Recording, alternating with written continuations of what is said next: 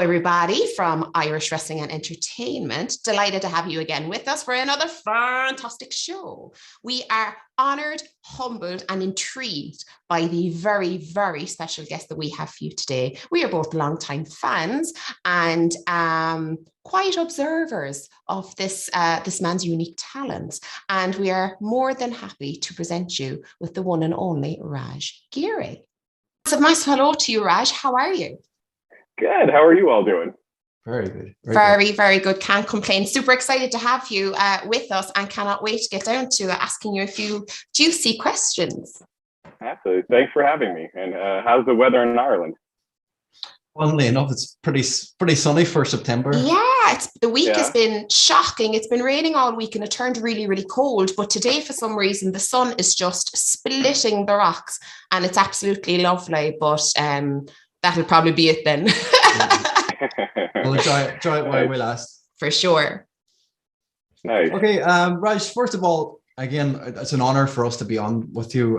We've been watching your wrestling podcast for years, going back to when Matt Morgan and yourself and Justin were doing it. And even before that, like Matt from the car. I swear, shouting at the neighbors. Well, thank you. I appreciate it.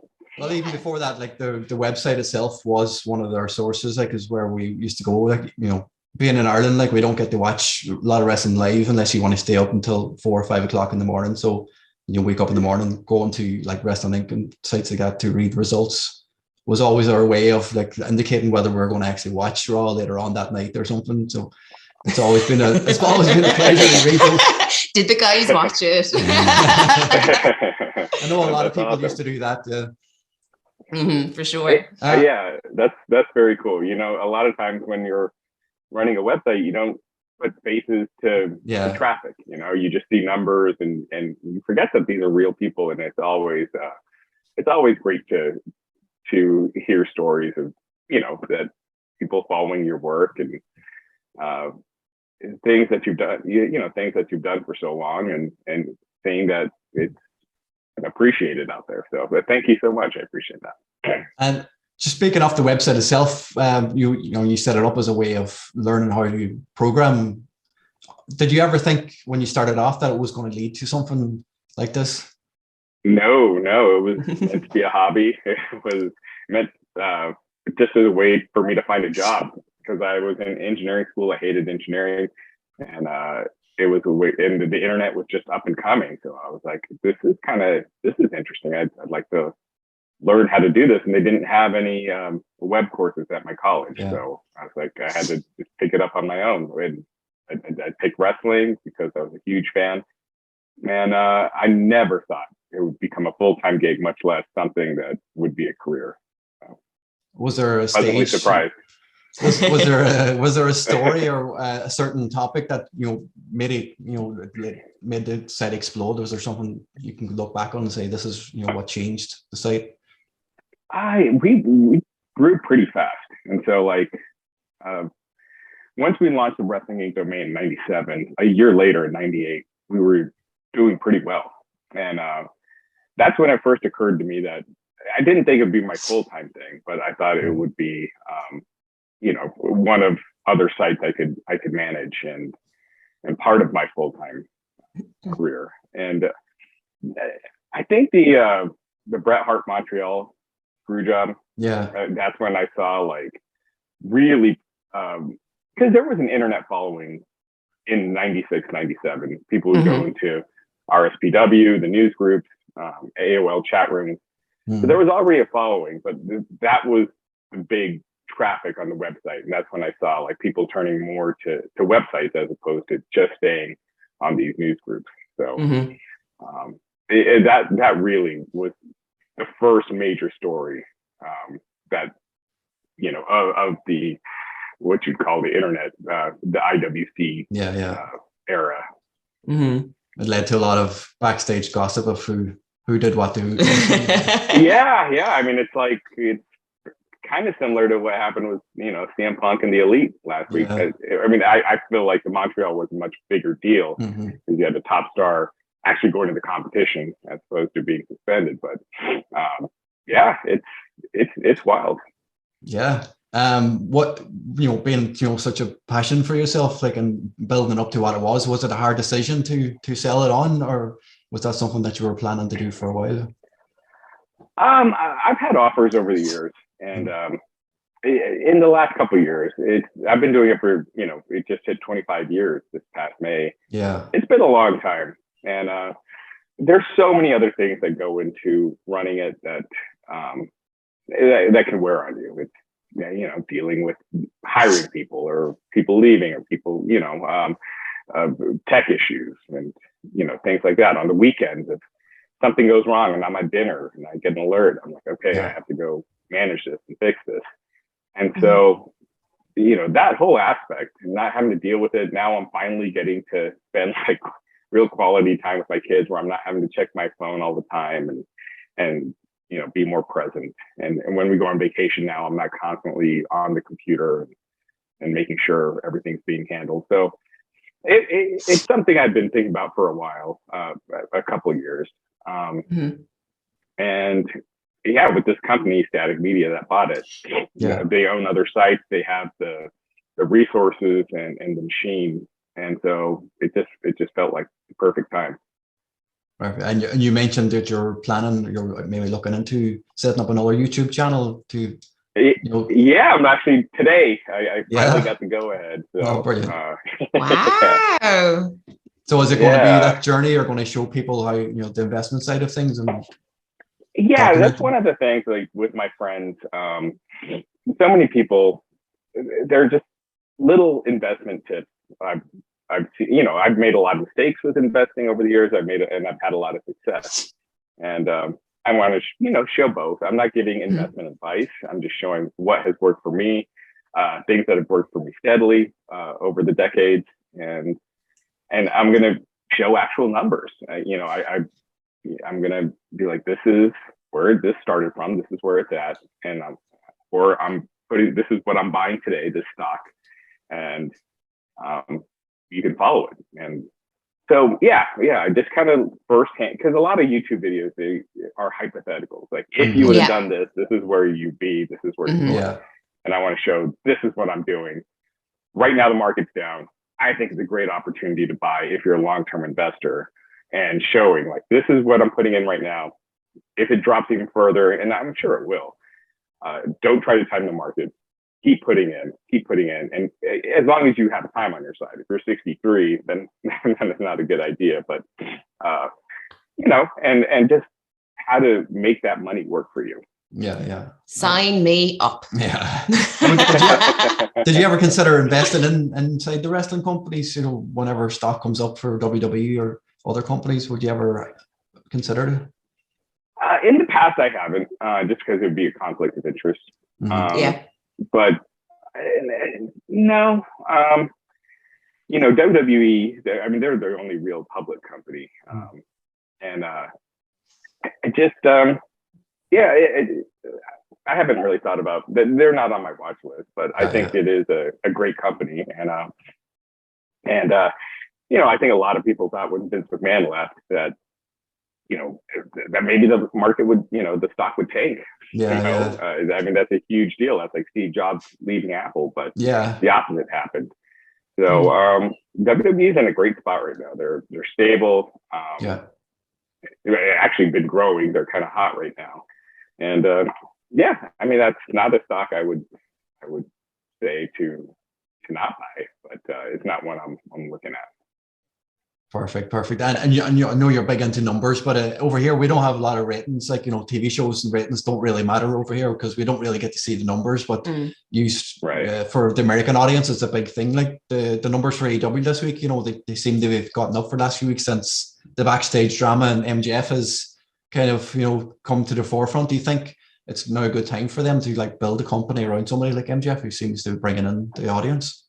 Yeah, usually, a lot of times with ratings, sometimes you'll just have one rating that's just kind of a fluke. There was a few months ago, AEW did like 700 and something thousand viewers. It was like way low.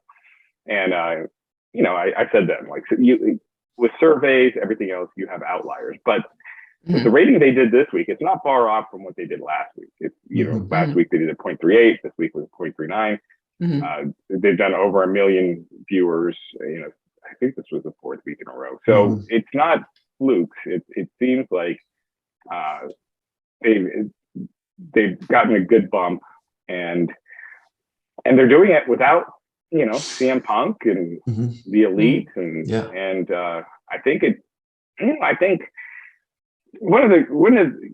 AEW has done a fantastic job, to become the number 2 company this fast, and be on cable and everything, is remarkable. Now, as far as them, one of my criticisms would be, I feel like they rely a lot on former WWE stars. You look at the top of the line, it's mostly guys that were in WWE. Kenny Omega was a top New Japan star, and they're homegrown talent. And I know MJF was in MLW before, but as far as becoming a star, I feel like they haven't given that full, rocket launch to someone like an MJF, where they are the top star. I mean, CM Punk, the top star, Kenny Omega, Chris Jericho, John Moxley. And I think it's time for MJF. And I think the ratings are showing it, that you're fine without CM Punk, and MJF is hot, and he's the guy I think they should kind of, put as the top guy. Do you think he's playing a game as well, that he's going to hold off until his contract, or do you think he's actually been signed already and they just won't disclose it? I mean, I personally think that AEW is confident that he'll stay with them. I don't know if he's re-signed or not, but if I was AEW, I'd make sure he re-signed before, before putting all the resources behind him. Yeah, I think he's proven it now that he is a commodity, and they need to keep him at all costs, whatever pay bump he wants. Yeah. I mean, he's the guy. And do you think there's been a lot of talk over the last few years with streaming services for wrestling? Do you think AEW is better off to stay on cable, or do you think going into a streaming platform like Amazon would be beneficial to them? I think you lose a lot of viewership right now if you go to a streaming service. Yeah, I think WWE, they're doing it perfectly right now, where they have a combination. They have streaming, they have cable, and they have network, so it's everything. And if AEW wants to move Rampage to a streaming service and they get a great money deal, I think that'd be better than what they have right now, than this bad time slot. But for Dynamite, as a young company that needs to keep growing, they need the most eyeballs possible, in my opinion. And so for me, that means I don't see a network deal happening. So cable is where it's at, and they're in the perfect time slot. Wednesday nights, you don't have that much competition. You don't have the NFL. So it's a great night. And look, I think I got skewered on Twitter for this, for mentioning this a while ago, but I don't think WWE should move Raw to Tuesdays, because they just get killed for 5 months of the year by football. A lot of those fans don't come back. And I know Monday nights are a tradition, but it's probably business-wise, it's better to move to Tuesdays, and you don't have to deal with that. Now that Raw is actually watchable, it might actually keep people as well, if they moved. The 3 hours still kill me, but it's the show has been way better. I mean, it's been night and day in a lot of ways. Today's episode is brought to you by the team at Surfshark VPN.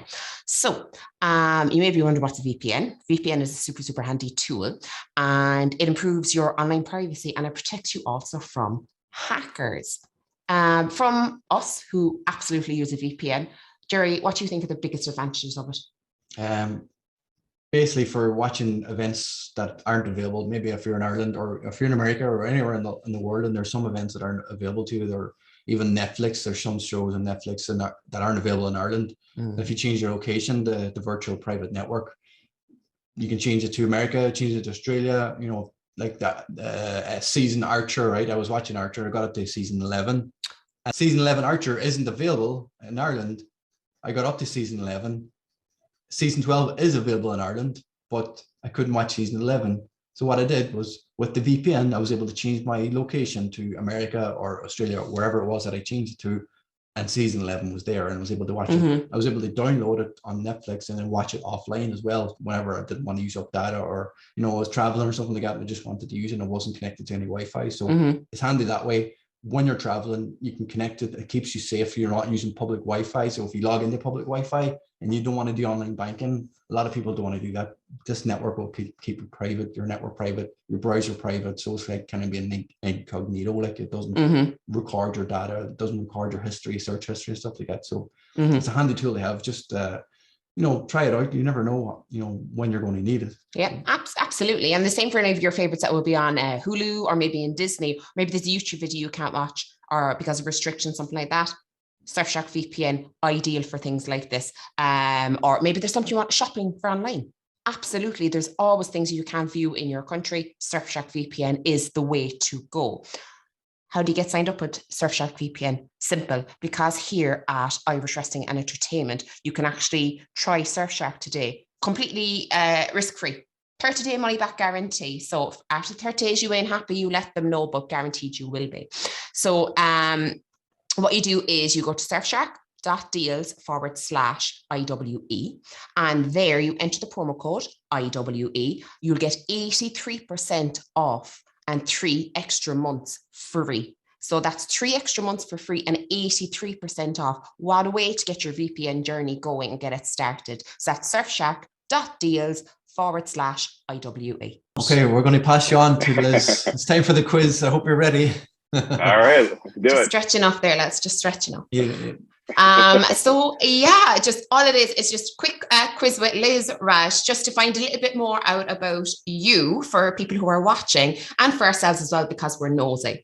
So just kidding. So it's just going to be some either or questions where you can choose one of the answers that are presented to you, and then some will just be off the cuff as well. So are you ready? Let's do it. Let's do it. Let's go for it. Ready. Cool. Raj, coffee or tea? Well, you've answered that Coffee. already with your big mug of coffee. We thought that. Sun or snow? Sun. Cool. Beef or chicken? Chicken. I like both, but chicken. Yeah. Healthier. They say anyway. Hogan or Savage? Savage. Cool. Favorite workout song? What's that? Favorite workout song? Ooh, the Rocky 4 theme song. That's very, very interesting. Fast food or cook at home? Fast food. Cool. Burger King or Wendy's? Wendy's. Cool. We need to try Wendy's when we're over, don't we? Figure 4 or sharpshooter? Sharpshooter. Yeah, definitely. All day long. Favorite movie soundtrack? Rocky 4. Really? Well, this is funny because it leads into my next question. Rocky or Rocky 4 montage? Rocky 4. Yeah, all day long. It's true, isn't it? Favorite wrestling entrance song? Ultimate Warrior. Yeah, unbelievable. Every time. And tell me, The Weeknd, Blinding Lights or Save Your Tears? That's a tough one. Well, I'm going to slight edge to Blinding Lights. Yeah, definitely. Always look forward to hearing that on the podcast. Only for drunk Raj. Yeah, exactly. Exactly. We love it. Bigger heel, Walter White or Tony Soprano? Tony Soprano. That's a tough one. Yeah, isn't it? Was Tony whacked? Yes. Woo! Does that differ? That divides a lot of people as to whether he was or not, which just is the testament to the show, really, isn't it? High flyers or storytellers? Storytellers. Is Bobby Lashley any good at golf? No. I was out driving way to be humble. Wine or whiskey? whiskey? I'm no good. No. Wine or whiskey? Wine. Okay, so. And did Brett screw Brett? No. Okay, cool. And a nice glass of wine or quiz with Liz? Glass of wine. He's all yours. I'm sorry. Is glass of wine or what? What was the other option? Quiz with Liz. Oh, sorry. Oh, geez. I thought you said chicklets. Literally, I was going to drop the pipe bomb of the century. I was. Quiz with Liz, of course. All day, or a glass exactly. of wine while doing quiz with Liz. See, there you go. That's like Joey. I want girls on bread. I mean, There you go. That. Fantastic. That was your quiz with Liz, Raj. I'll throw you back to Jerry. That was fun. Thank you. Now, you mentioned about having family time. Were you able to watch Cobra Kai on your own, or did you have to wait for the family to finish off? So last night, I finally just finished the last 2 episodes. On your own? Yeah, my daughters don't know yet. They do now. I'll act surprised. Without giving away any spoilers, how good was this season? I loved it. You know, a lot of times when you're done with the show at the end of the season, you're like, oh, that was the best season. But if I had to go back and watch it, I don't know which one is the best. I think they're all great in so many ways. But I thought this season, did you both watch it? I've watched it. Liz hasn't watched it. No, I haven't started it. She's still waiting for Rocky 5. I'm hopeless. I am hopeless. She's bypassed Rocky 5 and gone on to Creed. Rocky 5, a lot of people hate it. I didn't think it was that bad. It's the worst of the Rocky movies, but it's still not that bad. So watch it at Christmas time. Yeah. Is it Christmas movie? It's a Christmas movie, isn't it? Really? Oh, count me in. Kind of. You could count it as a Christmas. Well, I'll watch that. One last question for you, Raj. Like I said, congratulations. It's been 25 years. It's been a great business. The podcast is going from strength to strength. The team is brilliant. We love tuning in, like even to get somebody like Jimmy Kardashian on a Monday evening. Like you mentioned it during the year that you were hoping to get a reunion with yourself and Matt Morgan and Justin, maybe one last show or maybe something. Is that any closer to happening? Or? Yeah, it's looking like, because I'm not really doing the pod. I'm trying to get away from the podcast a little bit, just so it frees up my nights. Yeah. It probably won't be until next year. Okay. In the spring. But yeah, I with Glenn, Matt, it's something I've been wanting to do. It's just getting Matt's so busy and getting our schedules to align. It's tough, and I'm trying to also build this team, the new podcast team. So it would have to be something, a separate night, and maybe WrestleMania. Meet up at WrestleMania. Can be. It was we were scheduled before the pandemic in Tampa. We had actually scheduled. We were supposed to fly over. We had tickets and everything. We were going over to the meetup that you had arranged. I'm not sure if everybody was going to be there, but Justin had. So we were. Oh, I can't remember the name of the place, but in Florida, sure. I can't remember the name of it. Tampa, I can't remember where it was. So it'd be cool if that happened again. Maybe something like that. I'd love to do it. Yeah. Are you going to go to LA for the next one? Don't think so. We're only just back from Clash the Castle, so which was fab, to be fair. Yeah, unbelievable. That seemed like a blast. Yeah, what was the sound in that? Now, because obviously they had the retractable roof, which was a huge advantage because it kept all the sound in, really, more than anything, But I don't think I've ever heard Edge's theme song sung so loud in my life. You couldn't hear. It was just nuts. It was really, really cool. And poor Bailey, they just cheered Bailey out of the building and made it so difficult for her.